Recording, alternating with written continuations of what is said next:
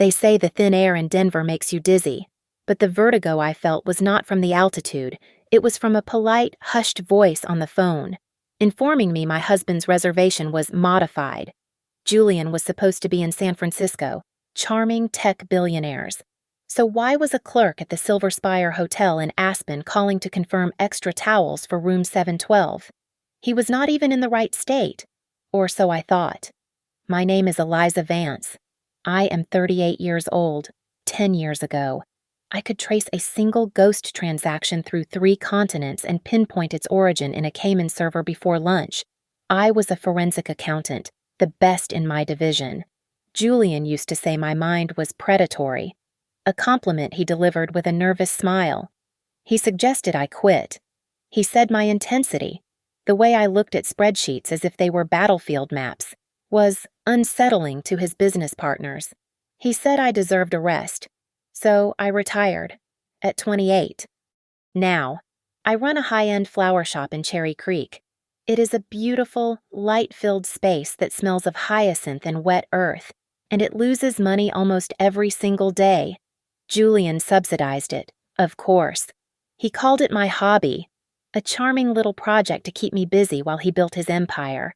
I was the tamed wolf, arranging overpriced peonies in imported ceramic vases, while he, Julian Vance of Vance Elevated Properties, developed half of Denver. He was, at that very moment, in San Francisco. It was a critical 3-day trip. He said, charming tech billionaires at the St. Regis, trying to lock down funding for his newest glass tower. I was in the back room of the shop, surrounded by buckets of delphiniums, trying to figure out why our invoice for Dutch roses was 20% higher than last month, when the shop's landline rang. Petal and stem, I answered, tucking the receiver between my shoulder and ear. Mrs. Eliza Vance. The voice was male, professional, and quiet. This is she. Ma'am, my name is Miguel. I'm with the concierge desk at the Silver Spire Hotel in Aspen. I stopped trimming a stem. Aspen. We haven't been to Aspen in months. How can I help you? My apologies. Mrs. Vance. I just wanted to confirm the supplemental requests for Mr. Vance's partner in room 712. He requested additional champagne, the Veuve Clicquot, and a privacy screen installed for the balcony hot tub. The shears slipped from my hand and clattered onto the concrete floor. Partner. Room 712. Privacy screen. A laugh, thin and brittle, escaped my lips. I am sorry, Miguel, but you absolutely have the wrong guest. My husband, Julian Vance, is currently in San Francisco. He is at the St. Regis. The silence that followed was heavy.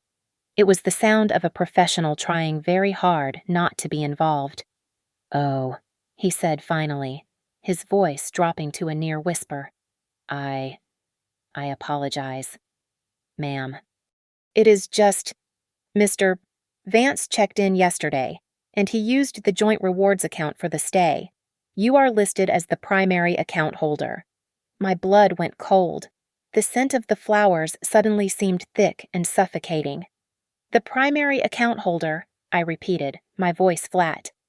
Yes, ma'am. I only called because the request for the screen was specific and we needed to confirm the installation. I hope I have not caused any trouble. No trouble, I managed, my throat tight. Thank you for your diligence. I hung up the phone. My first thought, the logical one, was fraud, identity theft. Someone had cloned our rewards number and was having a lavish vacation on our points. It was common. Julian was in San Francisco. He was working. He would call me tonight, tired and triumphant, and I would tell him about this bizarre security breach.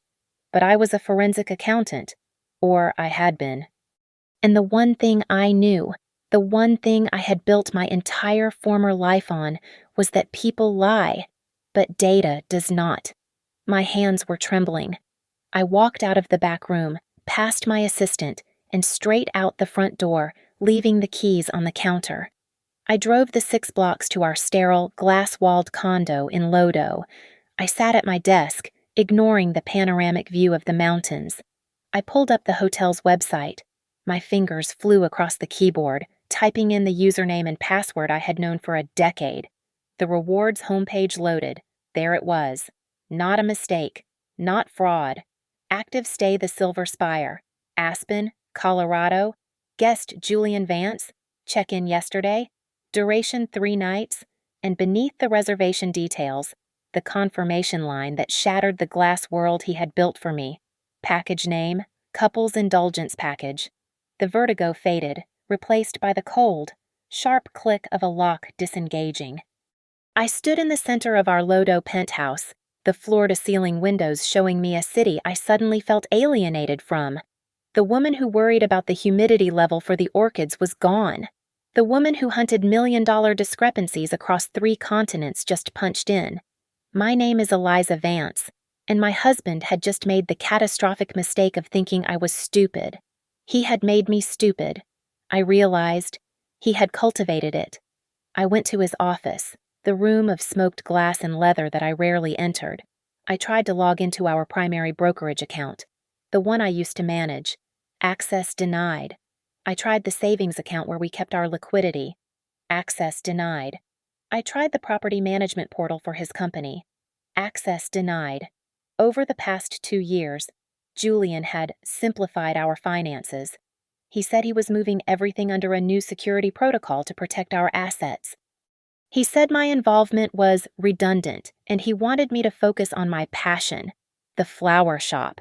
He had not been building firewalls. He had been building a cage, meticulously locking me out, one account at a time, until all I controlled was the joint checking account and a failing floral business. But Julian was arrogant. He assumed the woman who arranged hydrangeas had forgotten the woman who built the spreadsheets that saved his first company. I turned to his personal laptop. It was locked. The password prompt blinked patiently. I typed LOHIFAIL0915. Low-high fails 0915.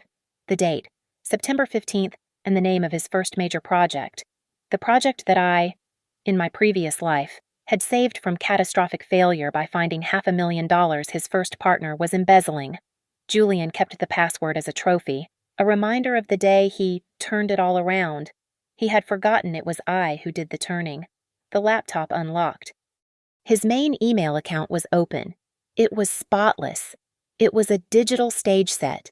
There were emails about the San Francisco meetings, messages to his assistant confirming flights, a calendar entry for a dinner at the St. Regis. It was all fake. It was too clean. This was for show. I was looking for the real ledger. I opened a secure browser window. I did not go to the main portal of Vance Elevated Properties. He would have revoked my access. I went to the backup cloud server, the one I had set up for disaster recovery 8 years ago. He had forgotten to scrub my legacy credentials. I was still a ghost in his machine. I scanned the directories, contracts, leases, HR. Then I saw it. A folder, buried 3 layers deep, named Planning Archive. It was encrypted. I tried the usuals, our anniversary, his birthday. They failed. I thought about the man. Vain. Obvious. I typed in the name of the hotel, Silver Spire 712. Access granted. The folder was not filled with blueprints. It was filled with images, dozens of them. Julian, laughing, on a balcony. Julian, raising a glass of champagne in a room I did not recognize. And in every single photo, Serafina Rowe. My breath hitched. Serafina Rowe was not just a woman. She was his biggest, most ruthless competitor, the head of Rowe Strategic Developments. And they were not just together. They were standing inside the penthouses of Julian's own properties, the very properties he had been complaining about for months, the ones he claimed were financial black holes that were dragging the company down. This was not just an affair. This was a conspiracy. I dug deeper. I found a subfolder, a link to a burner email account. I logged in. The emails between Julian and Serafina laid it all out. My blood ran cold. They were systematically sabotaging his own company. I found the fake engineering reports, commissioned by Julian. detailing non-existent structural flaws and soil instabilities in his unsellable buildings. The plan was stark, brutal, and horrifyingly clear. Step 1. Use the fraudulent reports to panic his lenders and devalue his own assets. Step 2. Serafina's company, Rowe Strategic, would swoop in and acquire Julian's toxic properties for pennies on the dollar. Step 3. Julian would declare Chapter 7 bankruptcy for Vance Elevated Properties, claiming he was wiped out. He was going to leave me. He was going to start a new life with her, funded by the assets he had stolen from himself. And I would be Eliza Vance, the bankrupt florist, left holding the hollowed-out, debt-ridden shell of his company. He was not just cheating on me. He was planning to financially annihilate me. I did not pack. I threw. An overnight bag, my laptop, the chargers. I was in my car, the engine on, before I had even processed the movement. I had to see it. I had to see the room. I had to see the couple's indulgence package. Reading the data was one thing, seeing the physical evidence, the hotel room, the champagne, the privacy screen, was another. The accountant in me had the facts, but the wife needed the confession. I pulled out of the garage and hit the freeway, heading west on I-70, straight into the mountains. The drive from Denver to Aspen is just over 2.5 hours on a good day. This was not a good day. The sky was a low, bruised purple, and the first flakes of snow were beginning to stick to the highway. My phone buzzed in the cup holder. A message from Julian. My stomach twisted. Just finished a huge dinner. It read, exhausted. Going to bed. Love you. Attached was a picture. It was a blurry, poorly lit shot of the Golden Gate Bridge at night. It was so obviously, so lazily, a stock photo pulled from the internet. He was not just lying. He was insulting my intelligence. He was in a hot tub in Aspen with his competitor, sending me a fake picture of a landmark 2 states away. I let the rage fuel me. The snow was coming down harder now, forcing me to slow, but my mind was racing. I needed more than the emails. I needed leverage. I dialed a number I had not called in 3 years. Alistair, I said, when the gruff voice answered. Eliza, what time is it? Are you all right? Kid? Alistair was my first boss, my mentor, a man who had retired with a legendary reputation for finding ghosts in ledgers. Alistair, I am sorry to call late. I need you to run a shell company for me, right now. It is urgent. I could hear him sit up in bed. Give it to me. SAR, Mountain Holdings, I said, spelling it out. It's registered in Wyoming, but I think the money is moving through Colorado. I am on it, he said. What am I looking for? Everything, I said, and hung up. I gripped the wheel, the windshield wipers struggling against the accumulating snow. I was climbing toward the pass, the air getting thinner, the world outside my car reduced to a vortex of white. This was what he had wanted, for me to be this person, isolated, battling the elements, while he operated in a world I was forbidden from. I remembered the night I quit. Julian had poured 2 glasses of expensive wine. Your job is too aggressive, Eliza, he had said, rubbing my shoulders. All that fighting, it stresses me out, just watching you. Why not do something soft, something beautiful? He had not wanted me to be soft. He had wanted me to be blunt. He had taken my sharpest weapon, my mind, and tried to bury it under a pile of useless dying flowers. My phone rang again. It was Alistair. His voice was not gruff. It was tight. Eliza, where are you? Are you safe? I am on my way to Aspen. Why? This thing, SR, Mountain Holdings. It is not just a shell company. It is a goddamn black hole. It is not just receiving funds. Eliza. It is actively acquiring debt. Specifically, the debt secured against Julian's properties. What? He is leveraging his own company, taking out massive loans against the very buildings he is trying to devalue, and then funneling the cash straight into this new entity. He is not just selling his assets, He is borrowing against them first. He is bleeding Vance Elevated Properties dry before he lets Serafina buy the corpse. I felt sick. The scale of it was staggering. "And Eliza," Alistair said, his voice dropping. "It is worse." "How can it be worse, Alistair?" I ran the formation documents, the ones filed in 2023. He took a deep breath. "Your name is on them. You are listed as a guarantor for the entire entity."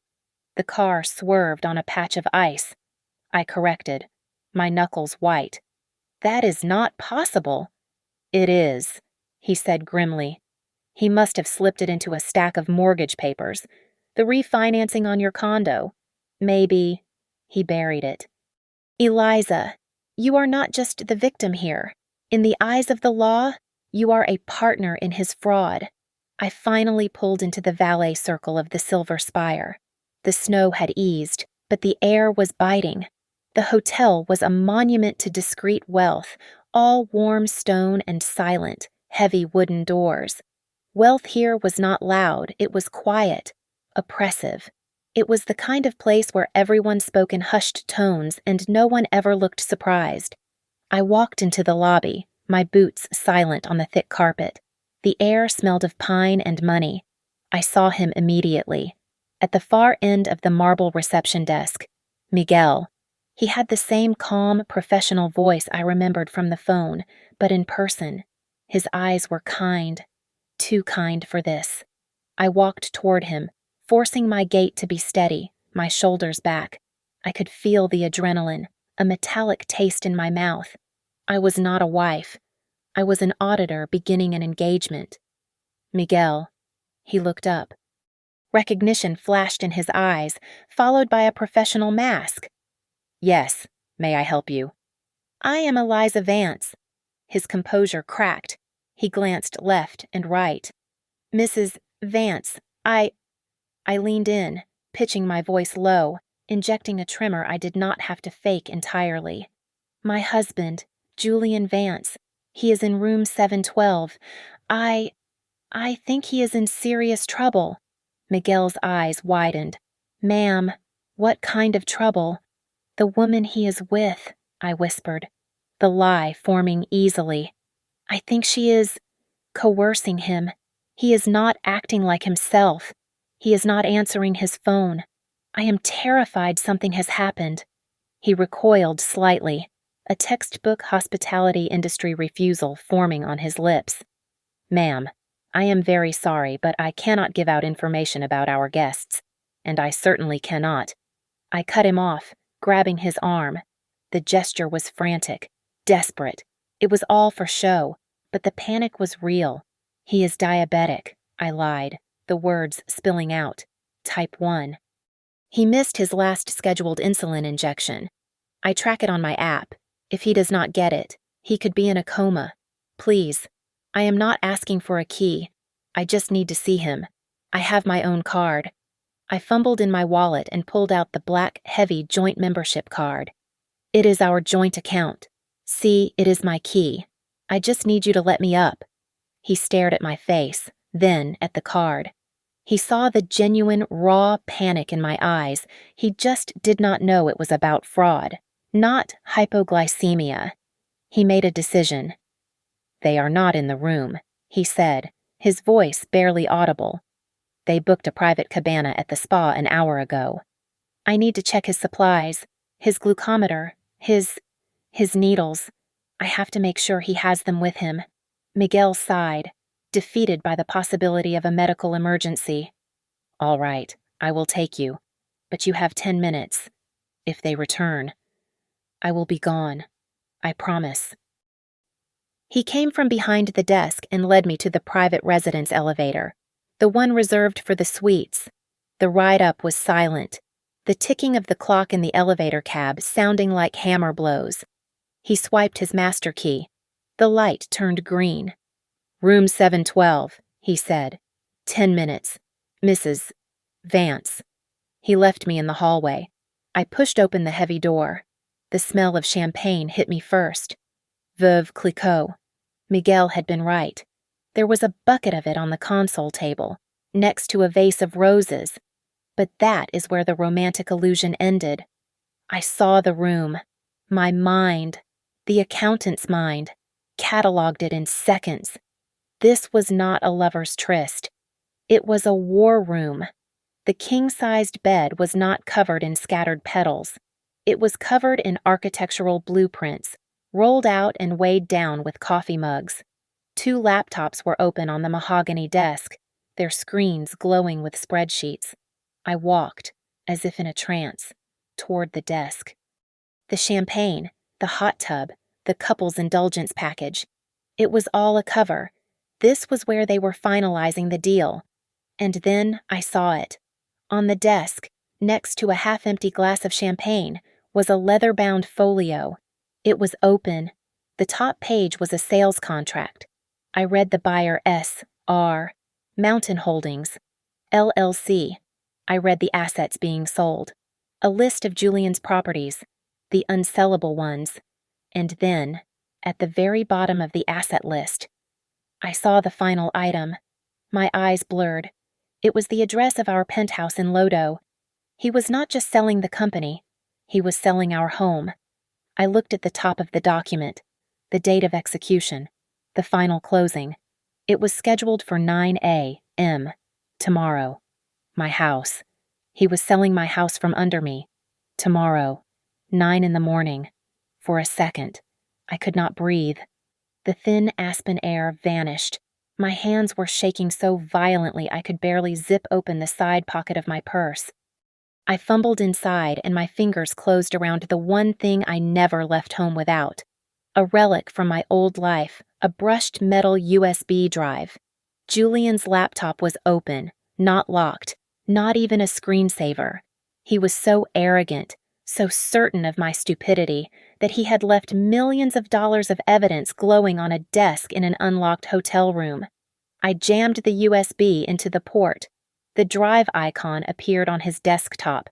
I did not waste time browsing. I went straight to his root directory, his documents, his download folders. I selected everything. I dragged it all to the USB. The progress bar appeared. Estimated time, 4 minutes. 4 minutes? It felt like 4 years. I watched the green line creep across the screen. I saw the file names flickering past as they copied. Real, structural, low-high, PDF, fake. Report, low-high, V2, top PDF. Bank, Trans, Wyoming. XLSX, SRM, wire instructions, doc. There it was, the smoking gun. The wire instructions for S.R. Mountain Holdings. The fake reports. And, most importantly, the real reports, the ones showing the buildings were perfectly sound. He had kept them all. He was meticulous, but he was also a pack rat. He could not bear to delete the proof of his own cleverness. The progress bar was halfway. 2 minutes left. My ears were straining, listening for any sound in the hallway over the frantic pounding in my chest. I stared at the blueprints spread across the bed. They were not for any of his current properties. This was something new. I heard it. A soft, clear ting from down the hall. The elevator. They were coming back. The progress bar was at 80%. I could not wait. I grabbed my phone, my hands slick with sweat, and opened the camera. I did not care about focus. I just started snapping. Click, click, click. I photographed every blueprint, every schematic, every notation. I saw a name on the title block, the Aspen Crown. The progress bar finished. Copying complete. I ripped the USB from the port. I looked at the desk. The laptops were useless. I could not take them. As for the files, I remembered Julian was digital, but Serafina was old school. The leather folio was still open. On top was a thick, bound document. I read the cover, Certified Structural Analysis, 1800 Blake Street. It was his biggest asset, and this report was dated from 2 months ago. It had to be the real one. I heard voices in the hallway. A low murmur, a woman's laugh. Serafina. I grabbed the bound report, shoving it under my arm. I left the folio. I left the champagne. I left the roses. I ran for the door, pulled it open, and looked both ways. The hallway was empty. They must have been walking slowly. I did not go to the main elevator. I went right, just as Miguel had indicated.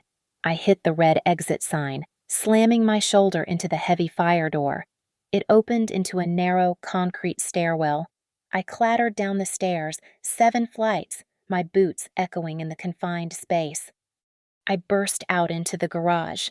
I ran, my lungs burning, toward the visitor parking. I saw my car. I fumbled with the fob, remotely unlocked it, and threw myself inside, jamming the key into the ignition. The engine roared to life. I threw the car into reverse, my heart hammering. I was safe. I was out. I slammed on the brakes. A man in a bright yellow security jacket was standing directly behind my car, holding up his hand.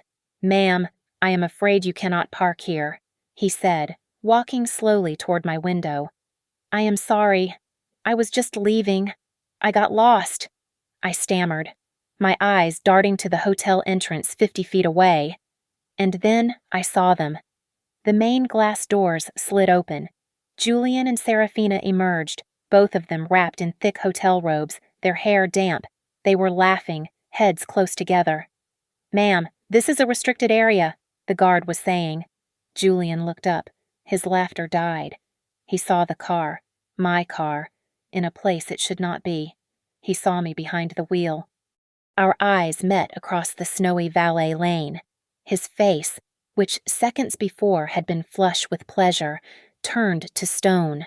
The confusion, the dawning comprehension, the cold, reptilian recognition. He knew. I did not wait for the guard to apologize. I yanked the wheel hard to the left. "Wrong hotel. So sorry," I shouted through the glass, and I stomped on the accelerator. The tires screamed on the icy pavement. The car fishtailed for a terrifying second, and then it shot out of the valet circle. I looked in the rearview mirror just once. It was all I needed. Julian was no longer standing still. He was running, his robe flapping open, his face a mask of cold, absolute fury. He was pointing at me. He was shouting at the security guard. The confusion was gone. The realization had set in. He knew. I hit the highway entrance, merging into traffic at a speed that was borderline suicidal. I was no longer a wife. I was a fugitive. My phone, sitting on the passenger seat, exploded to life. The screen lit up Julian. It rang, loud and shrill in the small cabin. It rang 6 times, stopped, and immediately began again. Julian. And again. The screen was a blinking strobe light of his name. I grabbed the phone, my hand shaking so hard I almost dropped it, and jammed my thumb on the power button, holding it down until the screen went black. Silence. Just the roar of the engine, the high-pitched whine of the wind, and the frantic thwack-thwack of the windshield wipers fighting the snow. I was driving on pure adrenaline, my knuckles white on the steering wheel. I drove the entire 2.5 hours back to Denver in a state of suffocating paranoia. Every pair of headlights that got too close in my mirror was him. Every patrol car was a trap, a call he had made to report me. He would, too. I was the guarantor. Alistair's words echoed in the silence. I was not just the victim. I was the patsy. He had not just set me up to be poor. He had set me up to take the fall. I did not drive to our penthouse. He would be there, or he would have people there. I drove to a desolate 24-hour diner on the industrial edge of the city, parked in the darkest corner of the lot, and finally turned my phone back on. A cascade of alerts. 32 missed calls from Julian, 15 text messages, escalating from "Eliza, call me now," to "You have made the biggest mistake of your life." I ignored them and dialed Alistair. "I am back in Denver," I said. The second he answered, "Thank God. Are you safe?" "Not yet. I have it all. Alistair, I have the drive. I have the real structural reports, the fake ones, the wire instructions, the blueprints. I took them from the room." "Good girl," he breathed. "But Eliza, listen, he saw you." "I know. He and Serafina. They saw me pulling away. Then you have to assume he is already moving, Alistair said, his voice sharp, pulling me out of the panic and into the strategic. The first thing he is going to do is call his lawyers. He is going to file an emergency injunction to freeze your assets. He will claim you are unstable, that you stole proprietary documents. He will use your name on that shell company as his proof that you are the one committing the fraud. He will paint you as a scorned wife trying to blackmail him. You have to move faster. He was right. Julian would not run. He would attack. I cannot defend, I said, my voice turning as cold as the air outside. I have to strike first. I need to gut him before he even knows the blade is in. Alistair, I do not need a divorce lawyer. I need a shark. The line was silent for a beat. There is one, he said finally. You will not like her. She is a scorched earth litigator. She is brutal. She is obscenely expensive, and she does not lose. Give me the name. Diana Cale. I found her firm online. Cale Litigation. The website looked like it was designed by a minimalist tyrant. It listed a 24-hour emergency line for corporate crises. This qualified. I dialed. A crisp, impossibly awake voice answered on the first ring. Cale. My name is Eliza Vance, I said. I need to speak to Diana Cale. It is an emergency. This is she. You have 1 minute. I laid it out. The data, the fraud, the 2 sets of books, the Aspen meeting, the sale of my home, scheduled to close at 9 a.m. tomorrow. The fact that my name was on the fraudulent guarantor documents. So you are both a victim and a co-conspirator, Kyle said. Her voice was devoid of emotion. You were a fool for signing and reckless for going to the hotel, but you have the evidence.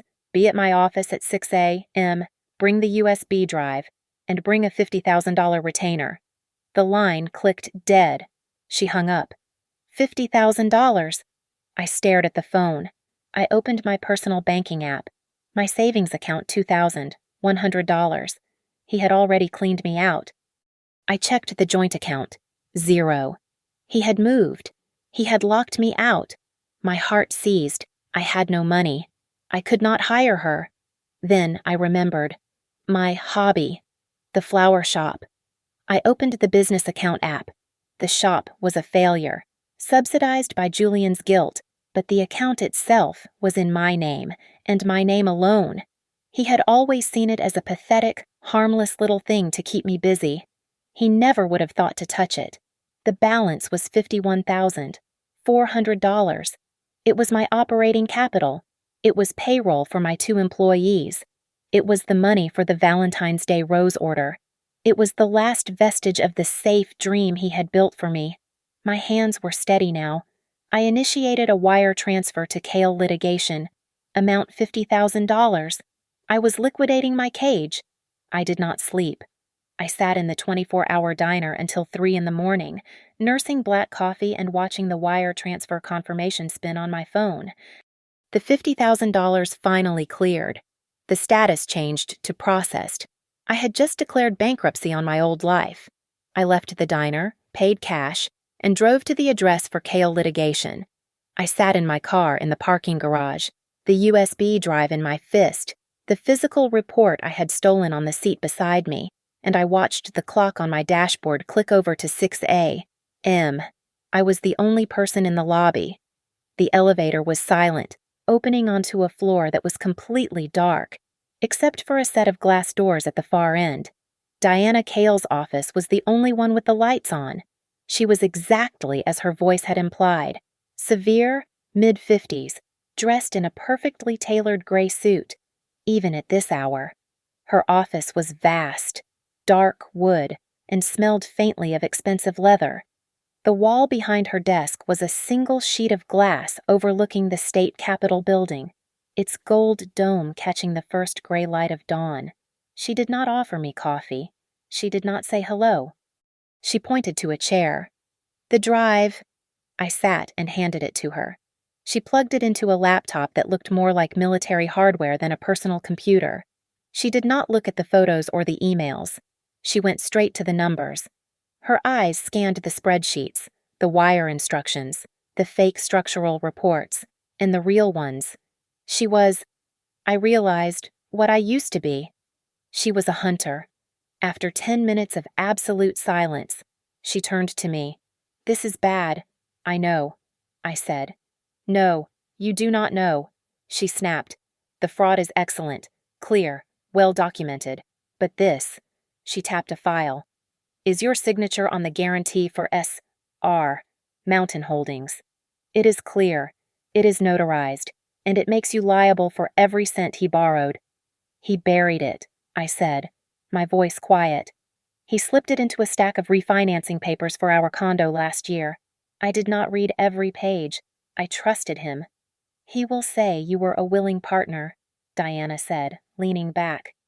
"How he will say you knew all about it, and now you are turning on him because he is leaving you for another woman.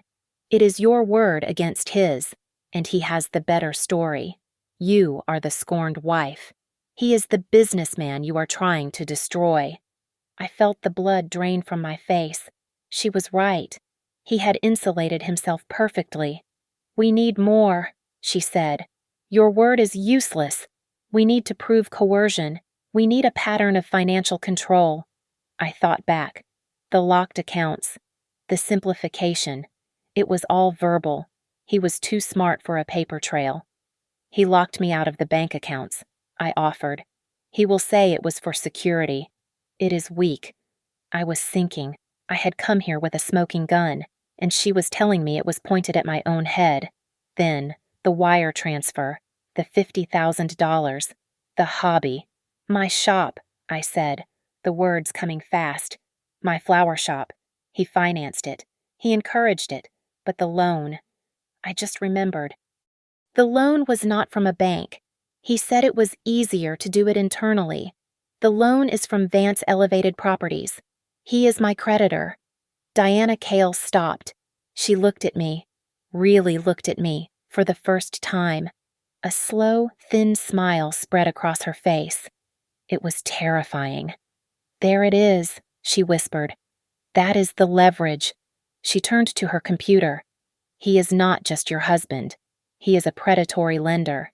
He intentionally isolated you financially, made you dependent, and then became your sole debtor, holding the threat of financial ruin over your hobby while using you as a guarantor for his criminal enterprise." She began typing, her fingers flying with a speed I had only ever seen in coding rooms. "We are no longer just filing for a freeze on the sale. We are filing for an emergency temporary restraining order against Julian Vance, citing a pattern of deliberate and malicious financial abuse, commingled with systematic corporate fraud." She was drafting the motion as she spoke. Hope, cold and sharp, began to rise in my chest. We were going to beat him. We were going to stop the sale. The intercom on her desk buzzed. Diana tapped it, annoyed. "What, Ms. Kale?" Her assistant's voice came through.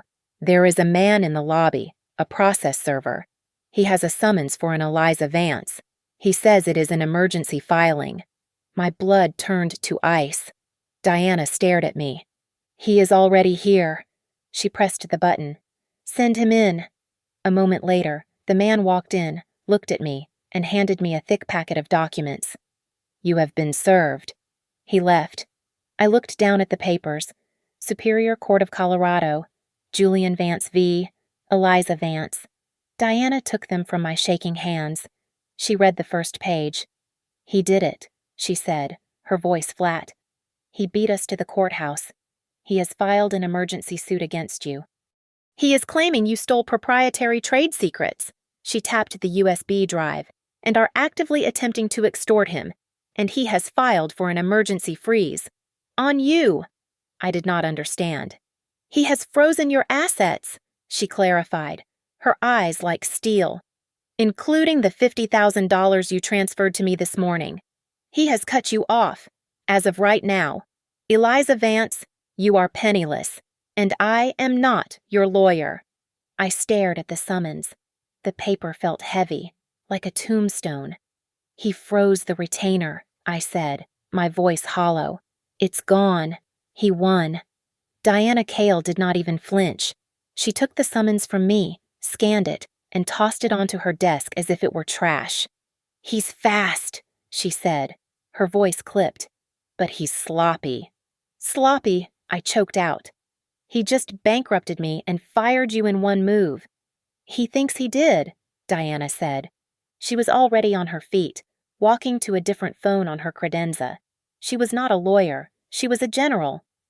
"He filed his suit in civil court, a standard procedure, but the sale of your home, that is a commercial transaction, already in progress, overseen by a different judge, a judge who is expecting to sign off on a 9 a.m. closing." She punched a number into the phone. "This is Diana Cale.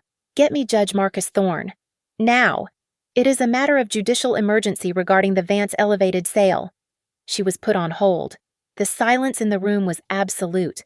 I was not breathing. "Your Honor," she said, her voice suddenly smooth but laced with steel. "My apologies for the early call. I am Diana Cale. I have been retained by Eliza Vance." She paused. "Yes, that Eliza Vance. Your Honor, I am calling to file an emergency oral motion to stay the 9 a.m. closing of the Vance Row asset transfer." She listened, her face impassive. "Because I have irrefutable proof that the seller, Julian Vance, is actively engaged in massive-scale corporate fraud, using the very assets he is attempting to liquidate. Furthermore, he has just filed a retaliatory, bad-faith lawsuit against his primary witness, his wife, to silence her. A woman," Diana's voice dropped, "whom he also fraudulently made the legal guarantor on the criminal shell company he is using to launder the money. He is not just selling assets, Your Honor. He is destroying evidence and framing his victim." Another pause. I could hear the faint, tinny sound of the judge's voice on the other end. "I have the real structural reports. I have the fake ones. I have the wire transfers to S.R. Mountain Holdings," Diana said. "And I have Mrs. Vance, who retrieved them from his hotel room in Aspen less than 12 hours ago. The same hotel room he is currently sharing with the buyer, Serafina Rowe." A much longer pause. "Thank you, Your Honor," Diana said. She hung up the phone. She looked at me. "The sale is stayed. 24 hours. I nearly collapsed in relief. "We won." "No," she said, sitting back down. "We bought time. A 24-hour pause. That is not a victory. It is a reprieve. In 24 hours, that judge will want a hell of a lot more, and Julian's lawyers will be tearing this office apart. And I am still not your lawyer. The retainer is still frozen." My phone, which I had powered back on, buzzed on the desk. A text from an unknown number. "You made a terrible mistake, Flower Girl. You are going to lose everything." Serafina, the moniker, Flower Girl, the soft, beautiful thing he had turned me into. They were taunting me.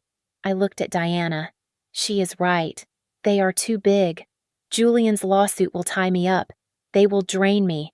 In 24 hours, we will be right back here. I was spiraling, the walls closing in. I needed something bigger. I needed a bomb. "Think, Eliza," I whispered to myself. The old forensic accountant clawing her way back. What did I miss? The room, the hotel room. It was not just an office. It was a planning session. The blueprints. They were on the bed. They were not for the buildings he was selling. They were for something new. I pulled out my phone, my hands shaking. I went to the camera roll. The photos were blurry, taken in panic. Click, click, click. I zoomed in on the title block of the blueprints. Project name, The Aspen Crown. "The Aspen Crown," I said aloud. "It is a new development." "So what?" Diana said, already pulling up the state property database. "He is starting a new project with his girlfriend." "No," I said, a cold dread settling over me. "It is too big. The plans were huge. A resort. A public-private partnership." Diana's fingers were flying. Searching. "The Aspen Crown. Here." She froze. "What?" I demanded. It is a new development. All right, Diana said, her voice strange. But the owner is not Julian Vance. It is not Serafina Rowe. It is not SAR. Mountain Holdings. Who? Diana turned the monitor to face me. The project is owned by the Colorado State Pension Fund. It is a massive new contract, a resort for state employees. I did not understand. Then what? Diana's eyes met mine, and the final, horrific piece of the puzzle clicked into place. They are not just defrauding banks. Eliza, she said, they are using the laundered money from CR, Mountain Holdings, the company you are the guarantor for, as their clean capital. They used your name and Julian's stolen equity to win a massive government contract. She pointed to the screen. They are not just stealing from you. They are stealing from the state pension fund. They are stealing from every teacher, every firefighter, every cop in Colorado. Diana, they are bigger than we thought, I said, my voice shaking. They are not just flipping properties. They are targeting the pension fund. This is massive. Diana stared at the screen, her composure finally cracking. She looked, for the first time, truly alarmed. My God, she whispered. This stopped being a divorce this morning. It just stopped being a standard fraud case. She looked up at me, her eyes hard.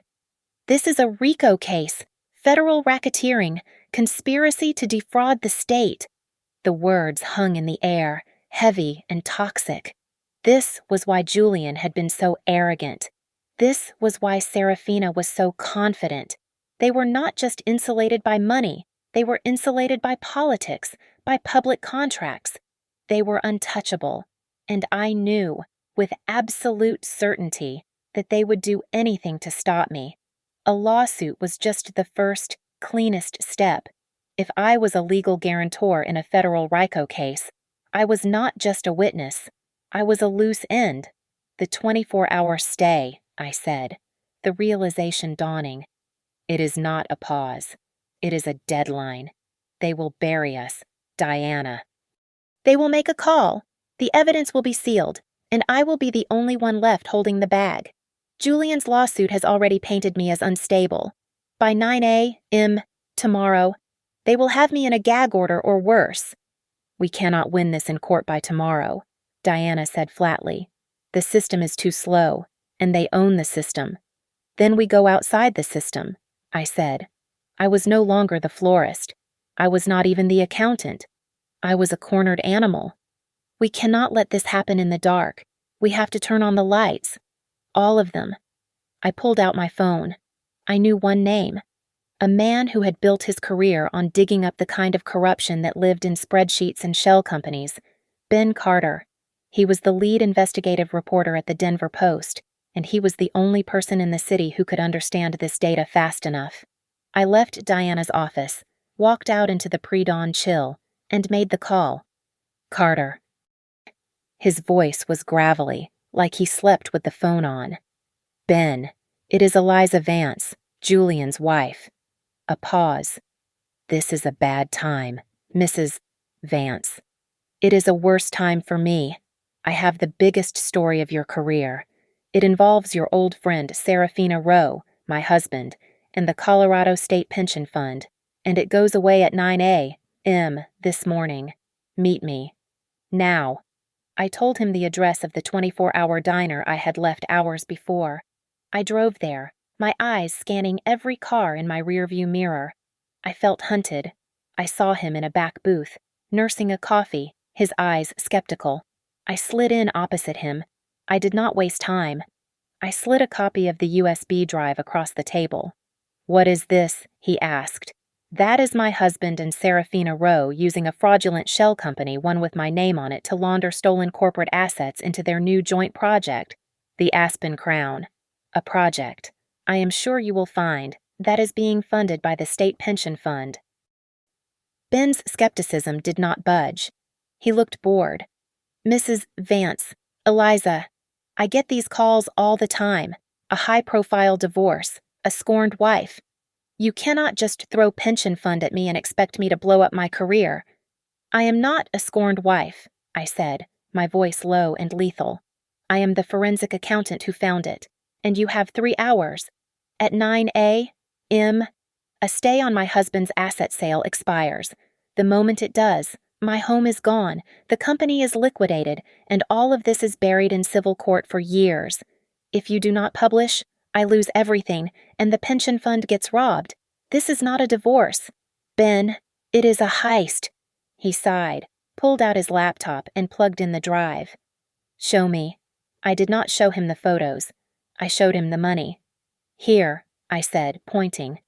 This is Vance Elevated Properties. Here are the wire transfers out, disguised as consulting fees. They land here SAR, Mountain Holdings. My name is on the guarantee. He set me up. His fingers started to move. He was listening. Now look, I said. This is the real structural report for his biggest building. This is the fake one he used to devalue it. And here, this is the money from SR, Mountain Holdings, my shell company, moving again. It is moving right here, into the capital fund for the Aspen Crown. He is stealing his own equity, washing it through my name, and using it as his clean buy-in for a state contract. Ben stopped typing. He looked up from the screen, the tiredness gone, replaced by the sharp, hungry look I remembered. My God, he whispered. He is robbing the state, with the state's own money. And he is selling the evidence at 9 a.m. Suddenly, headlights swept across the diner, a Denver police patrol car. It was not speeding, it was cruising, slowly, through the parking lot. My heart stopped. I have to go, I said, sliding out of the booth. What I need more, Ben said, his eyes glued to the screen. I need to verify the pension link. It is all there. You are smart enough. Just publish it. Ben. It is my only shot. I walked, fast, to the exit. I pushed through the door into the cold air. The patrol car was parked, angled toward the diner's entrance. The officer was not getting out. He was just watching. Julian. He had anticipated this. He had not just called his lawyers. He knew I would run, that I would talk. I walked to my car, my keys in my hand. I kept my head down. As I reached the driver's side door, the officer's radio crackled to life. The sound was sharp in the silent morning. Approaching vehicle, gray sedan, Colorado plates, Eliza Vance, female, Caucasian, consider mentally unstable and a danger, reported by her husband, stolen vehicle. He had reported me.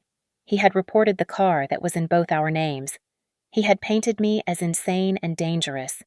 The officer's door opened. I did not wait. I yanked my own door open, threw myself inside, and slammed the ignition. I peeled out of the parking space, tires squealing. I saw the officer in my rearview mirror, momentarily stunned, before he scrambled back into his car. I was no longer just a whistleblower. I was a wanted woman. I did not go home. The BOLO, the Be on the Lookout alert, was still active. I spent the night in Alistair's windowless basement, surrounded by file boxes, watching the minutes tick by on my phone. I was a fugitive in my own city, hunted by my husband. At exactly 8 a.m., my phone buzzed. It was a link from Ben Carter. I clicked it. The front page of the Denver Post website exploded. Vance fraud developer Julian Vance and partner Serafina Rowe, implicated in pension fund conspiracy. It was all there. Ben had worked miracles.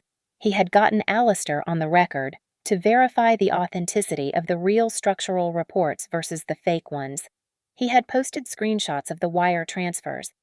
He had linked SR, Mountain Holdings, directly to the Aspen Crown. It was not just an allegation, it was a public execution. At 8:30 a.m., I walked into the courthouse. I was not the unstable wife in a stolen car. I was Eliza Vance, forensic accountant, wearing my best, darkest, most severe power suit, the one Julian had always hated. Diana Kale, who had met me at the door after her retainer was unfrozen by the morning's news, walked beside me. The emergency hearing was packed. Julian and Serafina were there, huddled with a team of panicked lawyers.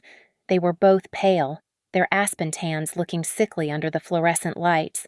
Julian's eyes found mine. If looks could kill, I would have been Ash. His lead lawyer, a bulldog I recognized, stood up. Your Honor, this is a circus. We are here today because of a libelous, slanderous article based on documents stolen by a mentally unstable and vindictive wife. We have filed for a protective order. The judge, Marcus Thorne, held up a hand. The room went silent. Unstable, you say? He asked, his voice lethally calm. Because I just got off the phone, 10 minutes ago, with the State Attorney General's office, and they, along with the Securities and Exchange Commission, are formally opening a joint investigation based entirely on the stolen evidence provided by Mrs. Vance. So you will sit down, counsel, and you will be quiet. The lawyer sat, his face ashen. Mrs. Vance, the judge said, please rise. I stood. I was not the flower girl. I was not the hobbyist.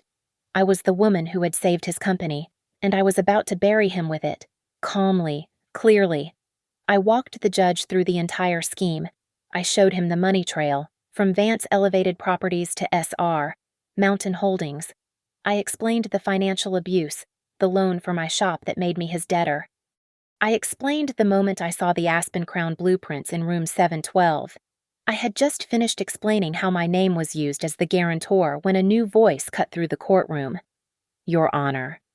It was Serafina's lawyer, a woman I did not recognize, springing to her feet. My client, Ms. Rowe, is as much a victim as Mrs. Vance. She was led to believe S.R. Mountain Holdings was a legitimate capital fund. She had no knowledge of Mr. Vance's fraudulent activities against his own company or his wife. Serafina was betraying him. She was cutting him loose to save herself. The color drained from Julian's face. He finally understood. He was the one being left with nothing. He lost control. He lunged, not at me, but at Serafina, his hands outstretched like claws. You bitch, he screamed. This was your idea. 2 court deputies tackled him before he took 2 steps, slamming him face down on the counsel table. In the ensuing chaos, Diana Cale stood up, her voice cutting through the noise like a razor.